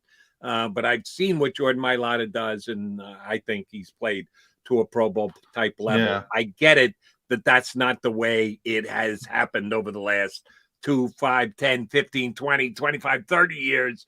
There is reputations involved, and it is a bit of a popularity contest. And having a resume and a lengthy one helps you actually make the team, which is what Jordan's got to work against. But we'll see if he actually does. All right, Eagle wide receivers going to make this? No. No. Real quick before I get to the receivers, I do want to mention, and that's the bigger issue. So at left tackle, you have Williams, you have Smith, you have Whitworth you got to deal with. At right tackle, it's Tristan Wirfs, who's really good. He's going to make it. Ryan Except he's not Ramczyk- going to make go ahead. I'm sorry I interrupted you. Ryan Ramczyk, who's really good, but he's hurt. And then Rob Havenstein at right tackle. So it's not as difficult as right tackle. Now, you could take all left tackles, it doesn't matter. But Lane isn't dealing with the names that Jordan has to deal with. But do you know if that's the case, John? That I'm trying to remember as best I can, and maybe I'm devoting too much time to this. Lane's only made 3 because they rarely take right tackles. They just move left tackles over to the right hand side for Pro Bowl purposes. All right, that could come down to Lane or Mailata. They could be weighed against each other for that last tackle spot. All right, wide receivers, no. Running backs by committee, no one's had an outstanding individual year. They're not getting any running backs. We talked about this earlier with the tight ends. Both you and Damo agreed Goddard's in the conversation. They're only going to take 2. Kittle's a lock, and I hate to say it, and I know he's only a rookie, and he's kind of a hybrid tight end, but numbers, if reputation helps, numbers rule the day. And Pitts just put up better numbers than Goddard. Sorry, I don't think Goddard's making it. Yeah, I mean, that's one of the things. Yeah, it's interesting. And Dallas, isn't in that category as somebody who's made multiple Pro Bowls, so people aren't going to default to him. So you're probably right for that. Landon Dickerson's a guy under. Sometimes they like to look towards rookies. Is a guy who was sort of under the radar now, maybe a long shot at offensive guard. Defensively, Darius Slay's obvious. He's going to be an all-pro, never mind a Pro Bowl player. And then you start talking about Fletcher and Javon Hargrave up front. I think those are the only 3 names you could even put in the argument for any position. Now, if they took slot corners, which they don't, if it were, and that's one of my pet peeves with the Pro Bowl. Like, I think you should pick a right tackle and a left tackle. Right. I think you should pick a right guard and a left guard. I think you should pick a slot corner, but they don't. And oh, by the way, they take a fullback every year. They take a fullback. Yeah. They take a fullback, but they can't individualize positions like slot corner. That just makes no sense to me. If you're going to acknowledge that there is some specific positions that you want to honor and take care of, you should do it with all positions. I agree. And they don't. And it's so a guy like Avonte Maddox who's having a hell of a year in the slot. Yeah, he's having a really good year. He's not even in the conversation, which is a shame. That is a shame. Stone cold shame. Your boy Aaron Cepa's got a chance to make it as the punter, but no, not really. He's had a very good year, but yeah, I mean, very good. I think he's been very good. I think he's been. I have no complaints about Aaron Cepa. Really, you have complaints about? Not complaints, but I haven't been wowed by him. And we're talking about the Pro Bowl here. And oh, by the way, there's one. No chance, no shot. He's the Pro Bowl punter. Well, I agree with that. I think he's very obviously his first year punting. I'm trying to look him up. Pro Football Focus ranking. They actually rank punters, by the way, for some reason. Number 9. So that's top 10. That's not bad. 9 to 32. That's not bad. Not Pro Bowl, but that's solid. Top 5, I'd say very good. Top 10 is good. We'll take it. He's probably going to be their punter again this upcoming year, but we'll see about that. And long snapper, who knows? I don't have any expertise on long snapper, but Rick Lobata's made it in the past. So. Hey, he's been around for a long time. Yeah, he's a guy with a resume too. Yeah, he's made it in the past, so you got to throw Rick in the mix as well. All right, and there was and yeah, I'm not looking to actively replace CPAS, but I did see somebody have a mock draft having the Eagles drafting a punter in the 6th round. The kid, what friggin' team does he play for? This guy is unbelievable. He's in one of the under conferences. They played Fresno State. Maybe it's San Diego State, San Diego, that they've got a punter who has, and he also is their kicker. He's one of those guys that you get the benefit of having both the punter and the kicker all in one, that this guy's had the biggest punting year in the history of college football this year. Damn it, I apologize for having this go into a brain freeze on me. I should remember his name off the top of my head, and I don't. I'll try to look up. I know last year the best punter was Presley Harvin from Georgia Tech, who's on Pittsburgh. He got drafted in the 7th round. He's not been good for Pittsburgh. They cut their punter. I forget who their punter was for Presley Harvin. But when the Eagles won the Super Bowl in that draft, coming off the Super Bowl 2018, I advocated that they should draft Michael Dixon, the Seattle punter. Because remember, Donnie Jones was going to either retire. Turned out he retired, then he came back. But and they were very deep. They were considered very deep at the time. So I said, why not? At the time, Dixon was considered the best punter in college football history. And I said, well, you're deep. Why not take a 6th round pick on a kid like that at punter? He ended up, I think, going in the 5th round. And by the way, he's been very good for Seattle. But I think they're happy. I think they're very happy. I know they're very happy with Aaron Cepos. They're not drafting a punter. Right. The kid's name is Matt Ariza from San Diego State. He's had like 5 punts of over 80 yards this year.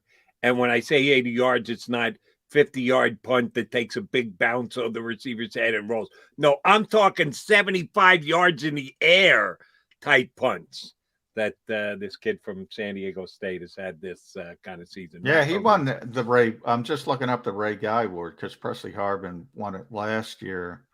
Matt Ariza, yeah, he won it. So evidently they already handed it out. And I had seen him punt earlier this year because I was a Fresno State fan. And, I'm on the air till 2 o'clock in the morning on Saturdays on CBS. So I'm always watching the West Coast football games that nobody's watching unless they actually have betting action on them. But I watch them because I'm up. And I saw this kid punt a couple times. I said, holy mackerel, what a leg on him. Matt Ariza. Don't think the Eagles will be taking him, but you never really know. All right, here's the deal. We're going to take our final timeout, come back, put a bow on the show. Still got 10 minutes left. Do us a favor. Since you tuned in, since you're ready for some football, we are now just hours away from the Eagles and the Washington football team. We've given you our best here today to try and get you prepped and ready for the game. Like us, share us, subscribe to us here on the JAKIB Media YouTube channel. We'll come back, put a bow on the show on the Mac and Mac Affair here on the JAKIB Media YouTube channel. This is Joe Krause of Krause's Coats, inviting you to donate a slightly worn coat or jacket and help veterans stay warm this winter. Go to Krause's Coats on Facebook to help those who've served. Have a happy holiday.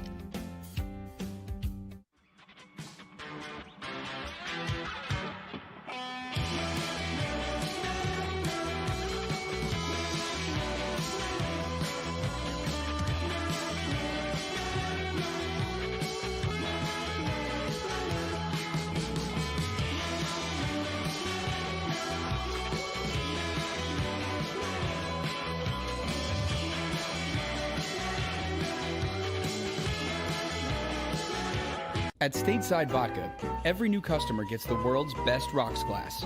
Free. What's that? A rocks glass? You're telling me that bottle is cut in half? You could say that. Holy shit. And you're telling me I can get one of these glasses for free? That's right. One free rocks glass per customer with each first-time purchase of Stateside Vodka. So good, it just disappears. The city of Philadelphia sparkles during the Christmas holiday season with an array of colorful light displays and illuminated Christmas trees, donated or installed for free by the talented electricians of IBEW Local 98. To learn more about who we are, what we do, and career opportunities at IBEW Local 98, visit us at www.ibew98.org.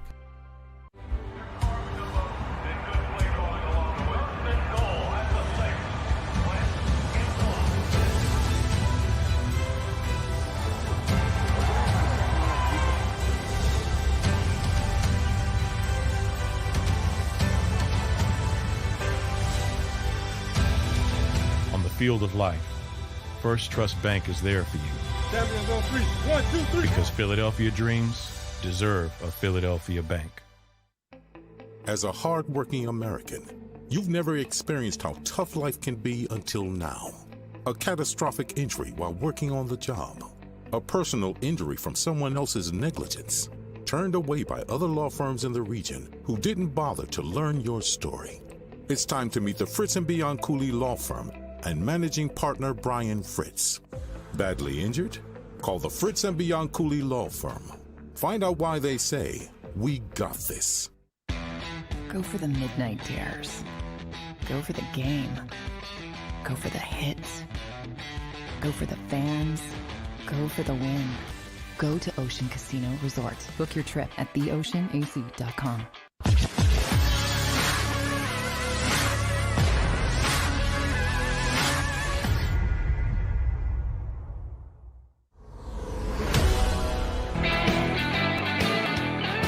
All right, before we break it down for you and make a pick on tonight's Washington football team, Philadelphia Eagles game, I got one other thing I want to run by Johnny Mac. I did put it down on my notes today. Yeah, haven't gotten to it.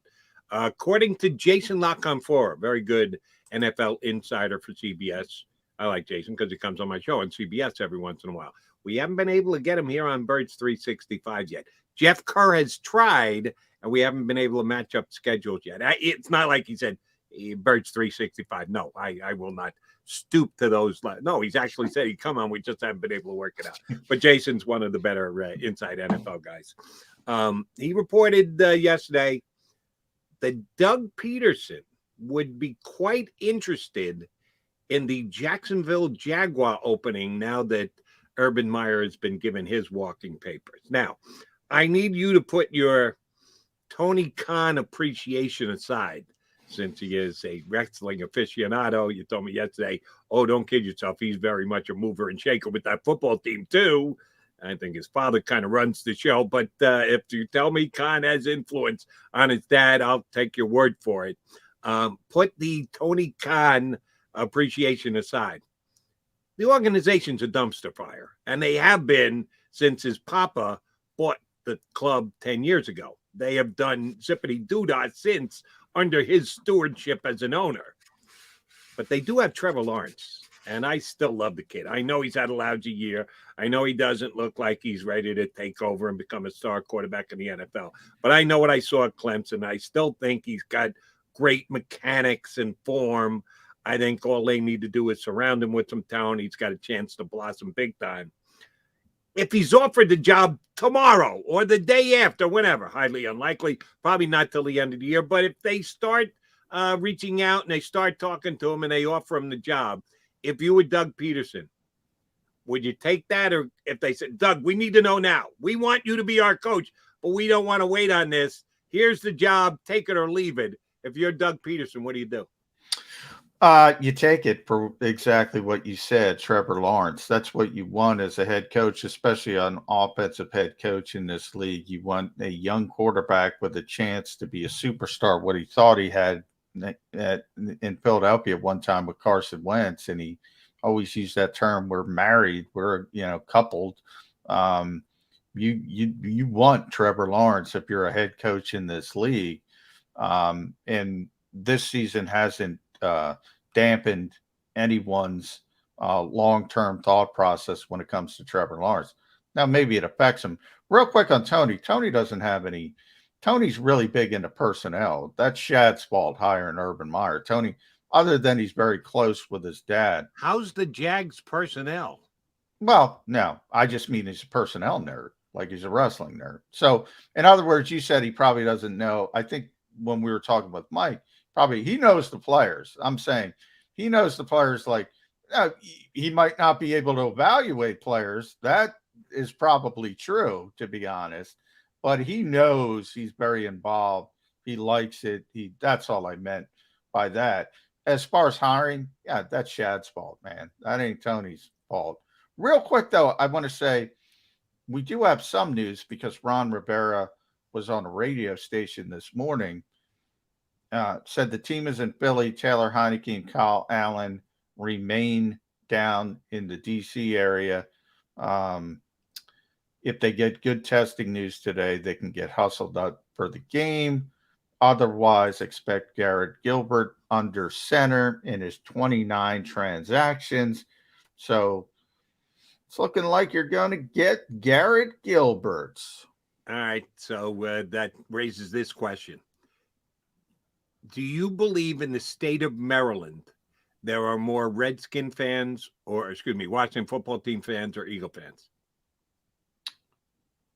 Now, we know there's more Raven fans than anybody else. Yeah, there's Ravens and there's fans. Kind of a rivalry between Washington and Baltimore. Certainly more so than Baltimore and Philadelphia. Yeah. Well, it used to be, Joe Gibbs' time, it was Redskins country. Now it's Washington football team and nobody cares. That's a good question. Here's the very small group. I'll tell you this. Whenever the Eagles go down to FedEx over the last 5 to 10 years, they take over that place. Yeah, they get a big chunk, and they're going to have the chance to do that just 2 weeks down the road. Here's what I'm referring to. I'm looking at a very small group. Maryland State Police. If they get the go-ahead that their quarterbacks are healthy, they're going to try and get them up here in a hurry. That means somebody's going to be speeding on I-95. I think that you should be on the lookout if you're an Eagle fan who's a Maryland State trooper for someone coming quickly up I-95. And if it looks like Taylor Heineke, yeah, I would pull them over. I would give them an excessive. I don't know. Ticket. I think they could be held for 24 hours. I think they should possibly be taken into custody. Honestly, all three, you might want to give a police escort to the stadium. Who cares? All three of them. I do believe Taylor Heineke's better than. No, I agree. I'm joking. He is better than who ate Gilbert Grape. Yeah, so that'll be the case. All right, Johnny Mac, we got to get on the record here. It's so funny. It's now been so long since the Eagles last played, because I'm judging from that. When is it? December. When is it? I gotta look. December 5th. I got my calendar right in front of me. Jets Eagles with my seat location written on my calendar, so I remembered where to go for my seat for that game. But that's a long time ago, right? And I know as soon as you get a game under your belt, you start to look forward to the next game. Well, we had to wait 2 weeks before we were supposed to have, and then we had to wait 2 more days. And I didn't feel great about the Eagles' chances coming into this game. This was before Washington played Dallas, took a step back. Washington had won a bunch of games in a row. The Eagles had that nice win against the Jets, but the Jets are the Jets. And just previous, they had laid the egg against the Giants. But so much has happened. So much has transpired. So much has changed coming into this game, including the way I look at it. I've got the Eagles winning. How about you? Yeah, I got the Eagles winning easily. 31-13. I have moved it up. Garrett Gilbert, I'm saying 90% is going to be the starting quarterback. They are going to wax this team.